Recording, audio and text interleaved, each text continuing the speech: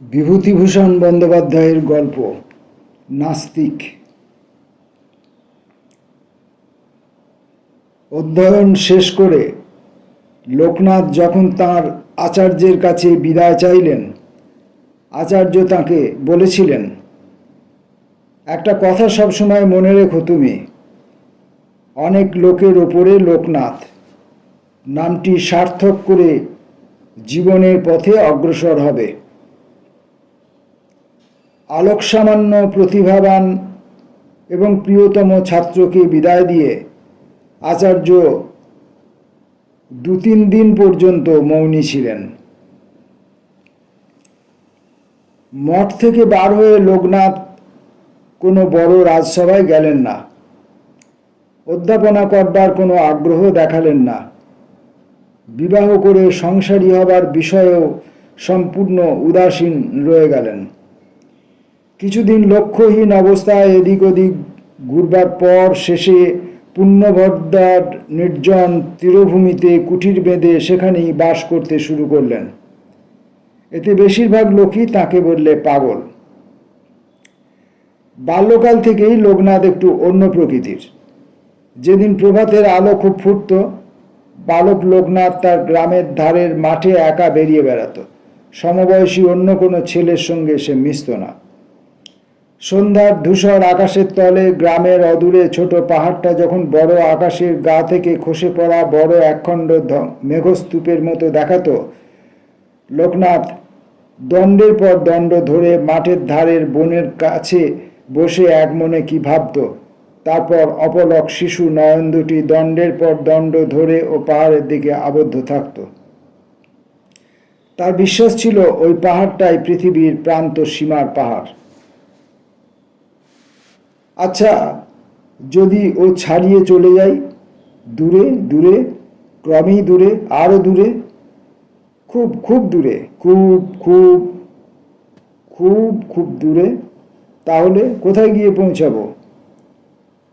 দৃশ্যমান সীমাচিহ্ন ছাড়িয়ে অজ্ঞাত রাজ্যে এত দূর যাবার কল্পনায় বালকের মন বিস্মিত অভিভূত হয়ে পড়ত। নিজের ঘর, নিজের ভাই বোনের কথা সে ভুলে যেত। শুধু অস্পষ্ট সন্ধ্যার আলোকে পরিবর্তনশীল মেঘরাজ্যের পেছনে, অনেক অনেক পেছনে সে কোন দেশে, যেখানে এই এমনি ধূসর মৌনী চারদিক, সে দেশের কথা মনে হতেই তার মন অবশ হয়ে আসত। তার দিদিমা যে রামায়ণ মহাভারতের গল্প করেন, সেই সব ঘটনা সেই দেশেই ঘটে। রাম রাবণের যুদ্ধ সেখানে এখনো চলেছে। সে দেশের সীমাহীন গহন বনের মধ্যে গলাকাটা কবন্দ রাক্ষস এখনো অন্ধকারে হাতড়ে বেড়াচ্ছে। যত সব অসম্ভব আর আজগুবি জিনিসের দেশ যেন সেটা। কিন্তু সেসব অনেক দিনের কথা। বড় হয়ে উঠে লোকনাথ অত্যন্ত রুক্ষ দর্শন ও কঠোর প্রকৃতির লোক হয়ে উঠলেন। তার নিরস শুষ্ক পাণ্ডিত্যের সঙ্গে খাপ খাইয়ে চলবার জন্যে তার আকৃতি দিন দিন লালিত্যহীন হয়ে উঠতে লাগল। যখন তার প্রকাণ্ড মাথাটার অসংযত দীর্ঘ চুলের গোছা আর দীর্ঘ দাড়ি বাতাসে উঠত, তখন সত্যই তাকে অত্যন্ত ভয়ানক বলে মনে হতো। তীক্ষ্ণ ইস্পাতের মতো এক অস্বাচ্ছন্দ্যকর দীপ্ত নীল আভা তাঁর চোখে খেলা করত দেখা যেত। কিন্তু এক এক সময় আবার সে দীপ্তি শান্ত হয়ে আসত। তাকে খুব সৌম্য, খুব সুদর্শন, খুব উদার বলে মনে হতো।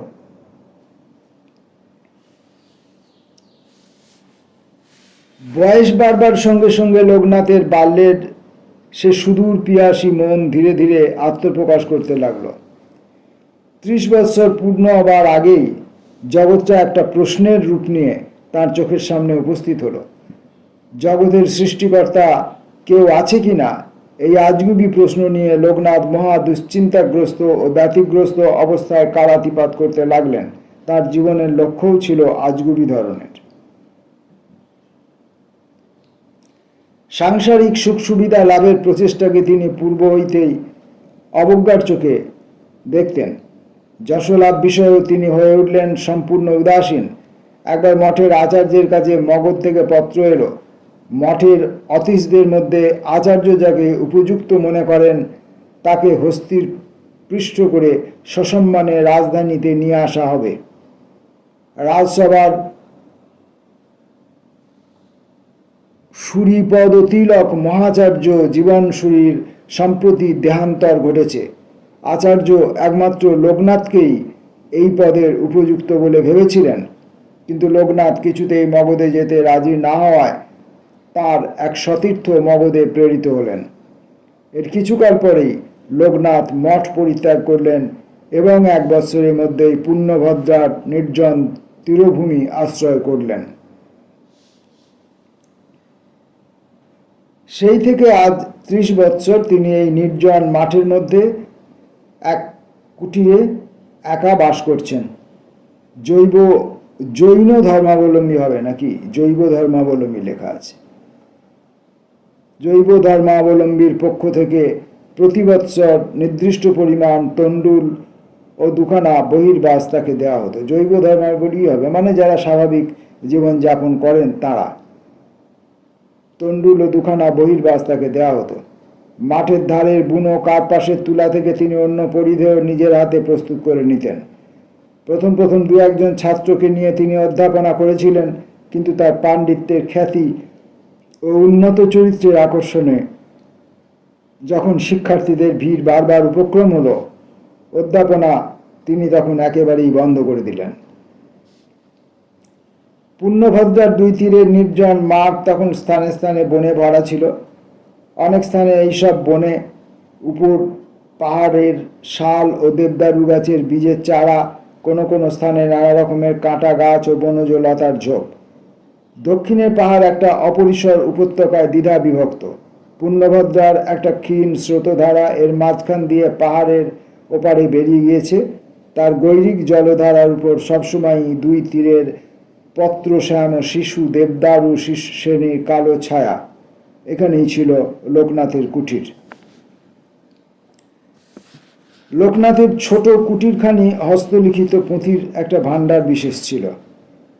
কাঠের ত্রিপট্ট শক্ত করে বেত দিয়ে বেঁধে লোকনাথ এক রকমের পুস্তকাধার প্রস্তুত করেছিলেন এবং বৃহৎ তালপত্র ও ভূর্জপত্রের পুঁথিকে স্থান দেবার জন্য তিনি ত্রিপট্টের মাঝখানে অনেকখানি করে ফাঁক রেখেছিলেন। এই ত্রিপট্টটি পুঁথিতে ভরা থাকত ষড়যন্ত্র, উপনিষদ, বেদ, স্মৃতি, পুরাণ, অশ্বলায়ন, আপস্তম্বাদি সূত্র, পাণিনি, অন্যান্য বৈয়াকরণের গ্রন্থ, সংহিতা ও নানা কোষাকারদের পুঁথি, প্রাচীন কোষবিদদের কিছু পুঁথি ইত্যাদি। তাছাড়া আরও নানা প্রকার পুঁথি মেঝেতে এমন যদৃচ্ছাক্রমে ছড়ানো পড়ে থাকত যে কুঠিরের মধ্যে পা রাখবার স্থান পাওয়া দুষ্কর। প্রতিদিন প্রাতঃকালে স্নান করেই লোকনাথ কুটিরের সামনে প্রাচীন নিমগাছটার ছায়ায় গিয়ে বসতেন এবং এক মনে পড়তেন। একদিন অবসন্ন গ্রীষ্ম অপরাহ্ন ঈষৎতপ্ত বাতাসের সঙ্গে সদ্য ফোটা নিম ফুলের পরাগ মাখিয়ে এক অপূর্ব লোকের সৃষ্টি করত। সেখানে শুক্লকেশ আর্যভট্ট শিষ্য শকটায়নকে নীল শূন্যে খড়ি এঁকে গ্রহ নক্ষত্রের সংস্থান উপদেশ করতেন। বুনো পাখির অশ্রান্ত কাকলির মধ্যে জাস্ক ভাষাতত্ত্ব আলোচনায় ব্যস্ত থাকতেন। দুর্বোধ্য জ্যামিতিক সমস্যার সামনে পড়ে সেখানে কুঞ্চিত ললাট পরাশর তার অন্যমনস্ক দৃষ্টি অত্যন্ত একমনে সম্মুখস্থ বোলমুখ স্তূপের দিকে আবদ্ধ করে রাখতেন। চমক ভেঙে উঠে লোকনাথের কাছে এটাও এক কম সমস্যার বিষয় হয়ে উঠত না যে তিনি কেন এতক্ষণ মনে মনে ভাষাতত্ত্ব আলোচনাকারী জাস্কের সম্মুখস্থ নদী জলে সন্তরণকারী বন্য হংসের মুখের মতো কল্পনা করছিলেন। রাত্রে আকাশের নক্ষত্রগুলোর দিকে চেয়ে চেয়ে লোকনাথ ভাবতেন, এগুলো কি? প্রাচীন জ্যোতির্বিদগণের পুঁথি এখানে তাকে বড় সাহায্য করত না। অবশেষে তিনি নিজে ভেবে স্থির করলেন, নক্ষত্রসমূহ এক প্রকার বৃহৎ স্ফটিক পিণ্ড। পৃথিবীতে আলো দেওয়ার জন্য এগুলো আকাশে রয়েছে। চন্দ্রকে তিনি নক্ষত্রের অপেক্ষা বৃহত্তর স্ফটিক পিণ্ড বলে ভেবেছিলেন। তার মৃত্যুর পর তার হস্তলিখিত একখানি পুঁথিতে দেখা যায় তিনি গ্রহ নক্ষত্র সংক্রান্ত তার এ মতবাদ লিপিবদ্ধ করে গিয়েছেন। তাদের আলোর উৎপত্তি সম্বন্ধে লোকনাথ লিখেছিলেন যে পৃথিবীতে স্ফটিক প্রস্তরের যে শ্রেণী পাওয়া যায়, মহাবোমস্থ এই সমস্ত স্ফটিক তার অপেক্ষা উৎকৃষ্টতর শ্রেণীর হওয়ায় তাদের অভ্যন্তর থেকে এক প্রকার স্বভাবজ জ্যোতি বার হয়ে থাকে। এ সংক্রান্ত বহু প্রমাণ ও বহু জ্যামিতিক রেখা ও অঙ্কন তার ওই পুঁথিখানিতে ছিল দেখা যায়। কিন্তু লোকনাথের প্রতিভা অত্যন্ত উচ্চ শ্রেণীর হওয়ায় তিনি তার মত সম্বন্ধে আদৌ গোঁড়া ছিলেন না। সকলকে তার মত পড়ে দেখে বিচার করতে অনুরোধ করেছিলেন। তিনি মাঝামাঝি কিছু হওয়াটিকে অত্যন্ত ঘৃণা করতেন। তিনি চাইতেন উচ্চ জ্ঞান নয়তো একেবারে মূর্খতা। ত্রিশঙ্কুর স্বর্গবাসের উপর তার একটা আন্তরিক অশ্রদ্ধা ছিল। একবার তিনি কয়েক বছর ধরে বহু পরিশ্রম করে সাংখ্যের এক ভাষ্য প্রণয়ন করেছিলেন। লেখা শেষ করে তার মনে হলো তিনি যেমনটি আশা করেছিলেন ভাষ্য তেমনটি হয়নি। অনেক খুঁত রয়ে গিয়েছে। অনেক চেষ্টা করেও লোকনাথ সে খুঁত কিছুতেই দূর করতে পারলেন না। একদিন সকালবেলা হস্তলিখিত পুঁথিখানা নিয়ে তিনি পুণ্যভদ্রার তীরে গিয়ে দাঁড়ালেন। জলের স্রোতে তীরলগ্ন সরোবরগুলো তখন থরথর করে কাঁপছে। লোকনাথ অনেক বছর পরিশ্রমের ফলস্বরূপ পুঁথিখানিকে টান মেরে নদীর মাঝখানে ছুঁড়ে ফেলে দিলেন। একখণ্ড ইটের মতোই সেখানা সেই মুহূর্তে ডুবে গেল। শুধু সাংখ্যের উগ্র পাণ্ডিত্যের সংঘাতে বন্য নদীর নিরক্ষর বুকটি অল্পক্ষণের জন্য ভাব বিহ্বল হয়ে উঠল মাত্র।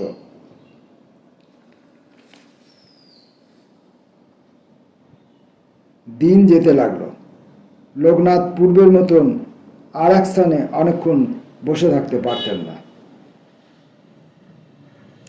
মনের মধ্যে শান্তি তিনি দিন দিন হারাতে লাগলেন। এক একদিন সমস্ত দিন কিছুই খেতেন না। কি জানি কেন, শুধু কেবল নদীর ধারে ধারে সারা দিন ধরে উদ্ভ্রান্তের মতন ঘুরে বেড়াতেন। রাত্রে আকাশের দিকে চাইতেন না। যদি হঠাৎ উপরের দিকে চেয়ে ফেলতেন, কালো আকাশের ভাঙা ভাঙা মেঘের ফাঁকে ফাঁকে যেসব নক্ষত্র জ্বলজ্বল করত তাদের সমস্ত দৃষ্টির সামনে তিনি অনভ্যস্ত পাঠ অপরাধী বালক ছাত্রের মতো সংকুচিতভাবে দৃষ্টি নামিয়ে দুহাতে চোখ ঢেকে ফেলতেন। রাত্রে নির্জন মাঠে চারিধার থেকে অন্ধকারে রাশি রাশি প্রশ্ন জেগে উঠত। ভগবান উপবর্ষের বেদান্ত সূত্রের মধ্যে এদের উত্তর মেলে না কেন? লোকনাথ আবার অত্যন্ত এক মনে দর্শনের পুঁথি পড়তে শুরু করলেন। কিন্তু তার মুখ যদি সে সময় কেউ দেখত, সে বুঝত তৃপ্তির চেয়ে অসন্তোষী হয়েছে তার বেশি। দুঃখ থেকে মুক্তি লাভ করার যে সহজ উপায় দার্শনিকরা নিরূপণ করে গিয়েছেন, পড়ে শুনে দেখে লোকনাথের দুঃখ যেন তাতে বেড়েই চলেছে। রাত্রে বাঁশের আড়ার পুস্তকাধার থেকে ভূর্জপত্রের পতঞ্জলি চক্র বক্রচক্ষে গৌতমের দিকে চাইতেন। কপিল গর্বমিশ্রিত ব্যঙ্গ হাস্যে জৈমিনীর দিকে কৃপাদৃষ্টি চেয়ে রইতেন। মূর্খগুলোর সঙ্গে এক আসনে বসতে হয়েছে ভেবে গভীর অপমানে ব্যাসদেব পুঁথির মধ্যে দিন দিন শুকিয়ে উঠে থাকতেন। রাত দুপুরের সময় অধ্যয়ন ক্লান্ত অবসন্ন মস্তিষ্কে শয্যা গ্রহণ করে লোকনাথের মনে হতো অর্ধ অন্ধকারে ঘরের মধ্যে একটা খণ্ড প্রলয় চলছে। দর্শন আচার্যগণ যেন কেউ কারুর কথা না শুনে পরস্পর মহাতর্ক তুলেছেন। তাদের ভাষ্যকার ও উপভাষ্যকারগণের বাকযুদ্ধ হাতাহাতিতে পরিণত হবার উপক্রম হয়েছে। কথার উপর কথা চড়িয়ে দুদিক থেকেই কথার পাহাড় গড়ে তোলবার চেষ্টা করা হয়েছে। লোকনাথের আর ঘুম হতো না। পুরাতন ভূর্জপত্রের গন্ধে ভারাক্রান্ত বদ্ধ বাতাসে তার নিঃশ্বাস বন্ধ হয়ে আসত। শয্যা ছেড়ে উঠে তিনি বাইরের নিম গাছটার তলায় এসে দাঁড়াতেন। হয়তো কোনোদিন ভাঙা চাঁদের নিচে বিশাল মাঠ আলো আঁধারে অস্পষ্ট দেখাতো। কোনোদিন কোষ্ঠী পাথরের মতো কালো অন্ধকারে পথের তলায় ঘাসের মধ্য থেকে কত কি কীটপতঙ্গ বিচিত্র সুরে ডাকতে থাকত। বনঝোপের মাথায় জোনাকি পোকার ঝাঁক জ্বলত। নদীর ঝিরঝিরে ঠান্ডা বাতাসে একটু শান্তি লাভ করবার সঙ্গে সঙ্গে আবার সেই সব নীরব নৈশ প্রশ্ন প্রেতের মতো তাকে পেয়ে বসত। এবার সেটা আসতো অন্ধকারের রূপ ধরে। আলোর যদি সৃষ্টিকর্তা থাকে, তবে অন্ধকারের আর একটা সৃষ্টিকর্তার কি প্রয়োজন আছে? আলোর অভাবই যদি অন্ধকার হয়, অন্ধকার কি তবে স্বপ্রকাশ, স্বয়ম্ভু, সৃষ্টির পূর্বের জিনিস? লোকনাথ আবার ধীরে ধীরে ঘরের মধ্যে ঢুকতেন, আবার তত্ত্ব সমাসে পুঁথিখানা উঠিয়ে নিয়ে প্রদীপের শিখা আঙুল দিয়ে উজ্জ্বল করে তুলতেন। সেদিন তিনি পড়ছিলেন না, সারাদিন কেবল চুপ করে আকাশের দিকে চেয়ে চেয়ে কি ভাবছিলেন। যে রহস্য ভেদ করবার জন্য তার মন সর্বদাই আকুল, সে রহস্য ভেদ করবার আশা ক্রমেই যেন দূরে চলে যাচ্ছে। সব দিকেই অন্ধকার, কোনো দিক থেকে কোনো আলোক আসবার চিহ্ন দেখা যায় না। কয়েক বছর পূর্বে তার মনে হতো কোনো কোনো আত্মস্থ ঋষি কোনো প্রাচীন যুগে তাদের জীবনের কোনো এক শুভ মুহূর্তে এই জীবন রহস্যের সন্ধান বোধহয় পেয়েছিলেন। ভবিষ্যৎ বংশোদ্ধারগণের জন্য তাই তারা আশ্বাসবাণী লিপিবদ্ধ করে রেখে গিয়েছিলেন, পেয়েছি পেয়েছি। তার মনে হলো প্রথম যেদিন তিনি উপনিষদের এক জীর্ণ পুঁথির পাতায় এ কথার সন্ধান পেয়েছিলেন, তখন তার বয়স এখনকার চেয়ে 20 বৎসর কম। সে এক বর্ষার রাত্রিকাল, স্তব্ধ নিশীথ রাত্রে নির্জন মাঠ বেয়ে সেদিন অশান্ত বাধাবন্ধনহীন বাতাস হু হু করে ঝড়ের বেগে বয়ে যাচ্ছিল। স্তিমিত প্রদীপ কুটিরে একা বসে পুঁথির মধ্যে তার সন্ধান পেয়ে ক্ষণিকের জন্য লোকনাথের সমস্ত শরীর সর্পপৃষ্ঠের মতো শিউরে উঠেছিল। পুঁথি বন্ধ করে ঘরের বাইরে চেয়ে মনে হয়েছিল গাছপালা, দূর্বা, নদী জল সব যেন তারই মতন শিউরে শিউরে উঠছে। এখন তার সে কথা মনে পড়ে হাসি পেল। অল্প বয়সের সেই কাঁচা ভাবপ্রবণ মনের দিকে নিচু চোখে চেয়ে দেখে তার বর্তমান সময়ের প্রবীণ মন সকৌতুক স্নেহে রঞ্জিত হয়ে উঠল। মানুষের মন নির্দিষ্ট গণ্ডি অতিক্রম করে অগ্রসর হতে পারে না।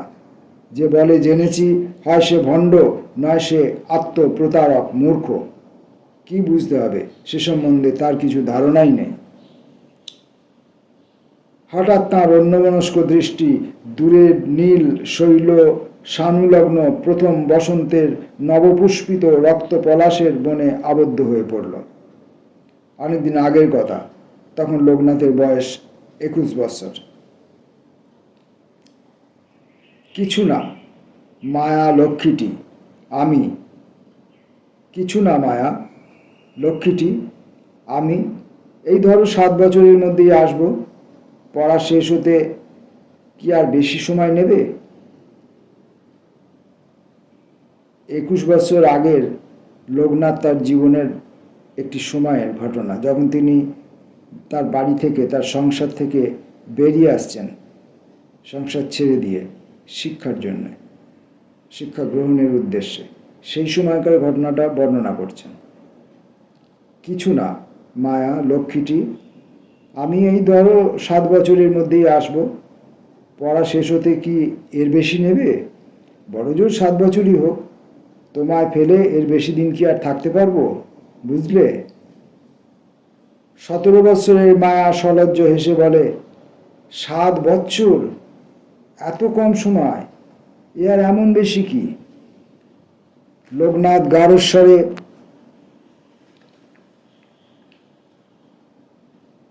উত্তর দেয়, সেই কথাই তো বলছি মায়া, 7 বছর কি আর এমন বেশি সময় আমাদের পক্ষে? তারপর মায়ার মুখে নির্ভরতার দৃষ্টিতে চেয়ে জিজ্ঞাসা করে, নয় কি মায়া? মায়া মুখে হাসি টিপে উত্তর দেয়, না, তার বেশি কি, মোটে 7 বছর, এ বেলাও বেলা। বলেই প্রগলভ উচ্চ হাস্য হেসে ওঠে।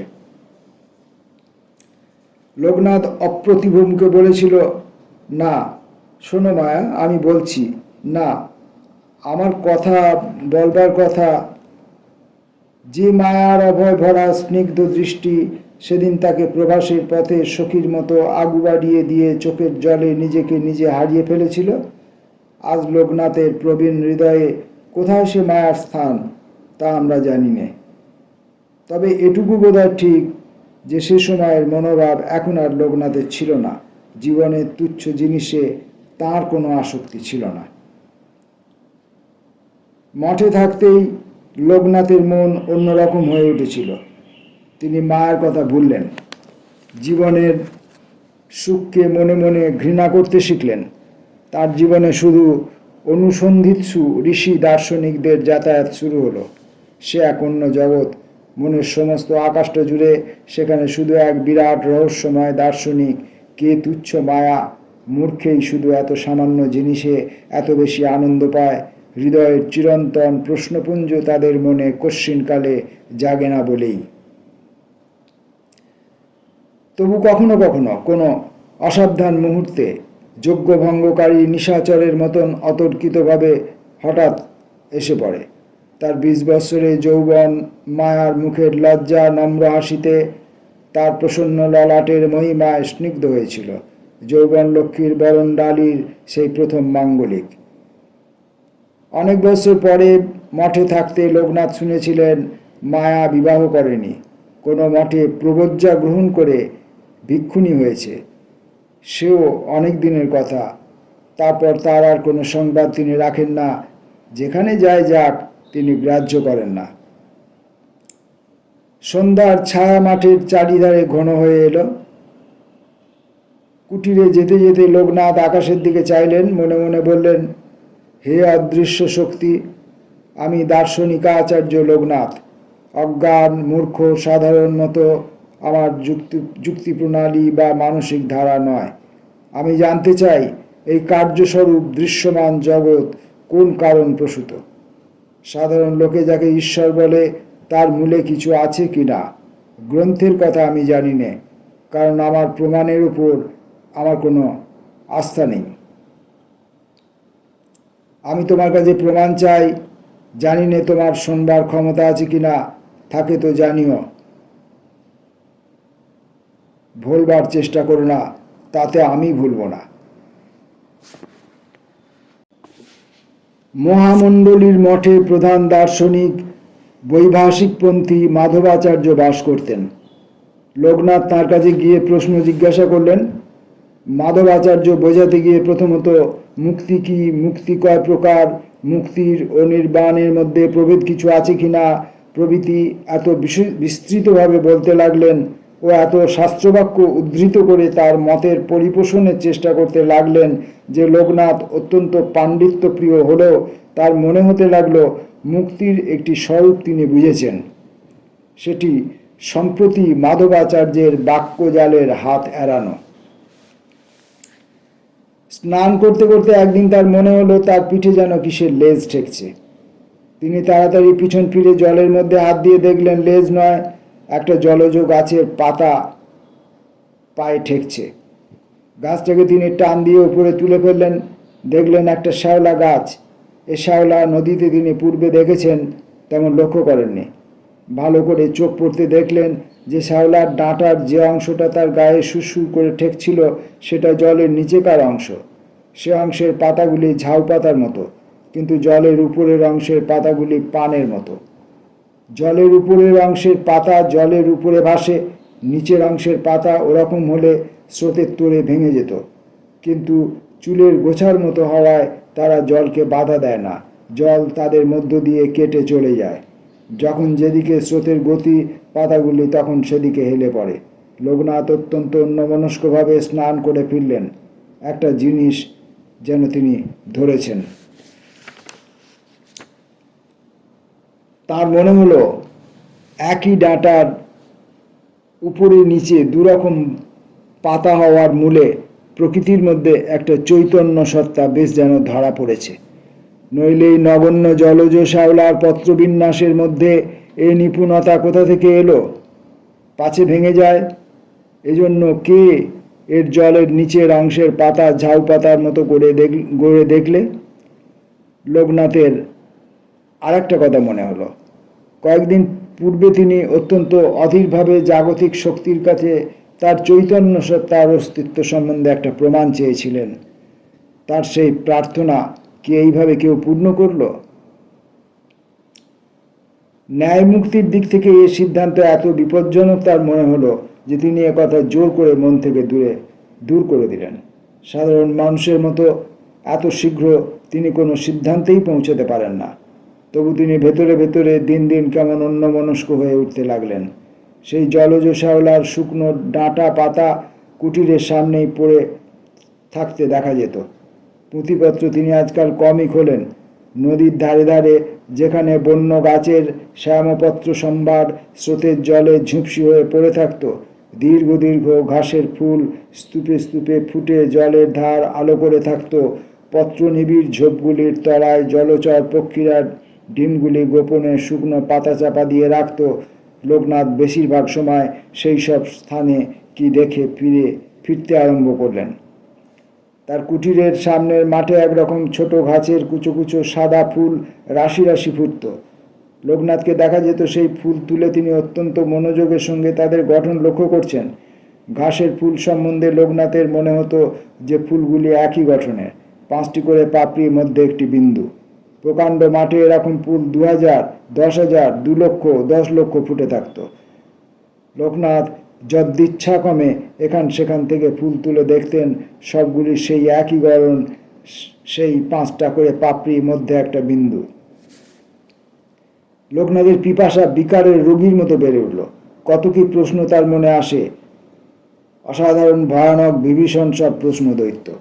লোকনাথ বলতেন, জানাও হে চৈতন্যময় কারণ শক্তি, আমায় জানাও, আরও জানাও। দিন কতক পরেই তার অসহ্য যাতনা হতে লাগলো। একটা বিশাল ঘনান্ধকার গুপ্ত রহস্য জগৎ দ্বার পার্শ্বের সংকীর্ণ ছিদ্রপথ দিয়ে ক্ষীণ একটুখানি আলোক রেখা যেন তার চোখে ফেলেছিল। তার বুভুক্ষু মন সমস্তটা একসঙ্গে দেখবার জন্য ছটফট করতে লাগলো। রাত্রে তার নিদ্রা হতো না। কালো আকাশে চোখ তুলে বলতাম, চোখ খুলে দাও হে মহাশক্তি, চোখ খুলে দাও।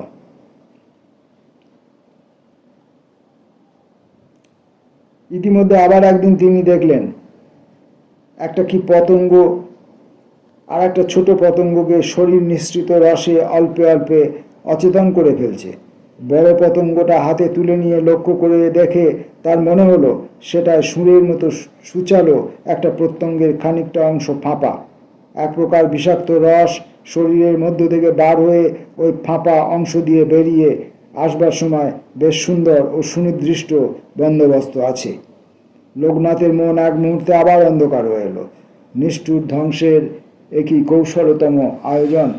মূর্খ ভক্তিশাস্ত্রকার, এই বুঝি তোমার দয়ালু ঈশ্বর? বসন্তের বাকি দিনগুলো এবং সারা গ্রীষ্মকালটা এইভাবেই কেটে গেল। অবশেষে একদিন কৌতূহলপ্রদ এক ঘটনায় লোকনাথের দুঃখ, ব্যাকুলতা, সন্দেহের এক অপ্রত্যাশিত রকমের উপসংহার ঘটল। সে সময় আষাঢ় মাসের প্রথম সপ্তাহ। বহুদিন বৃষ্টি হয়নি। অসহ্য রৌদ্র তাপে মাঠের ঘাসগুলো জ্বলে বিবর্ণ হয়ে গিয়েছে। বাতাস আগুনের ঝলকের মতো তপ্ত। বৈকালের দিকে কিন্তু খুব জোরে বাতাস বইতে লাগলো এবং একটু পরে ঈশান কোণে খুব মেঘ জমল। নদীর বড় বাঁকটায় বড় বড় ঘাসের মধ্যে শুয়ে লোকনাথ পূর্ব দিক ও চক্রবালে নবীন বর্ষার মেঘস্তূপের শয্যা একমনে লক্ষ্য করছিলেন। হঠাৎ তার ডান হাতের মধ্যমা ও অনামিকার অঙ্গুলির মাঝখানে কিসে যেন কামড়ালে। সেদিকে চোখ ফিরিয়ে হাত টেনে নিতেই দেখতে পেলেন একটা শঙ্খচূড় সাপ ফণা তুলে হাতের সেখানে। মুহূর্তে আর একটা ছোবল মারবার উপক্রম করতে গিয়ে হঠাৎ মাথা নিচু করে লম্বা ঘাসের মধ্যে বিদ্যুৎ বেগে অদৃশ্য হলো। কি করছি না ভেবেই লোকনাথ সাপটার অদৃশ্যমান পুচ্ছটা তাড়াতাড়ি হাত বাড়িয়ে চেপে ধরতে গিয়ে একগোছা ঘাস মুঠোর মধ্যে চেপে ধরলেন। সাপটা ততক্ষণে অদৃশ্য হয়েছে। লোকনাথ তাড়াতাড়ি পরিধেয় বাসন ছিঁড়ে হাতের কবজিতে ও বাহুতে বাম হাতে পাকিয়ে পাকিয়ে দুটো বাঁধন দিলেন। বাঁধন তেমন শক্ত হলো না, অনেকটা আলগা হয়ে রয়ে গেল। তার মনে হলো শ্বেত আকন্দের মূল সর্পাঘাতের মহৌষধ। মাঠের ইতস্তত শ্বেত আকন্দের সন্ধানে গেলেন, সে গাছ চোখে পড়ল না। হাতটা যেন ক্রমশ অবশ হয়ে আসছে বলে তার মনে হলো। বিষ তবে নিশ্চয়ই উপরে উঠছে। লোকনাথ সম্ভব অসম্ভব সমস্ত স্থান খুঁজতে লাগলেন। আরও 2-1টা সর্পাঘাতের ঔষধ মনে আনবার চেষ্টা করলেন। কুসুম ফুলের বীজ, রক্তচন্দনের ছাল ইত্যাদি কোনোটাই হাতের কাছে নেই। এদিক ওদিক খানিকক্ষণ খুঁজতে খুঁজতে লোকনাথের মনে হলো তিনি আর দাঁড়াতে পারছেন না। চোখে অন্ধকার দেখে একটা ঝোপের কোলে তিনি বসে পড়লেন। অসহ্য দংশন বিষে তার সর্বাঙ্গ তখন ঝিমঝিম করছে। ধীরে ধীরে তার মনের নিভৃততম অংশ কিসের আলোকে যেন আলোকিত হয়ে উঠতে লাগলো। আসন্ন মরণের বজ্রকঠোর নির্মল করাল রৌদ্রসুর দূরশ্রুত মুক্তস্রোত গিরিনির্ঝরের ডালে যেন তার কানে মুক্তির গান বাজছে। তোমার পাষাণ কারা এবার ভাঙব, তোমার চোখের বাঁধন খুলব। হে অনন্তদেব, মহাব্যোমের অনন্ত শূন্যতার পারে কোন সুদূরতম অপ্রকল্প রাজ্যের জ্যোতিসিংহাসন থেকে তুমি তোমার এই ব্যাকুল দীনতম প্রজার উপর লক্ষ্য রেখেছ? তাই বুঝি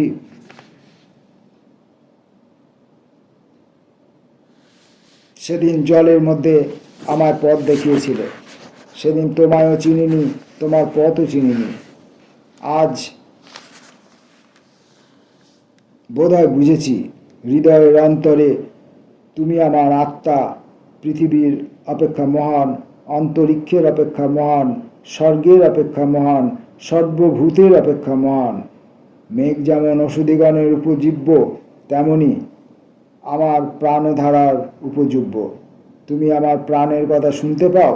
বেশ, তাহলে আমায় পথ দেখিয়ে নিয়ে চলো দেব অন্ধরাজ্যের পারে, ওই দিগন্ত সীমার পারে, জীবন মহাসমুদ্রের পারে। কোথায় তোমার চিরবিকশিত জ্যোতিপ্রভাত? কোথায় দৈন মুক্ত জ্ঞান সম্পদের অপরাজিত আয়তন দেখব? হঠাৎ লোকনাথের মরণাভিভূত দার্শনিক বুদ্ধি মাথায় তুলে বলে উঠল, তোমার বিচার শক্তি চলে যাচ্ছে। বিষের যন্ত্রণায় তোমার সমস্ত ইন্দ্রিয় অবশ হয়ে আসছে। তখন তোমার যে বিচার, সে কি বিচার? মনের এই তরল ভাব দুর্বলতার পরিচায়ক, মন থেকে দূর করে দাও।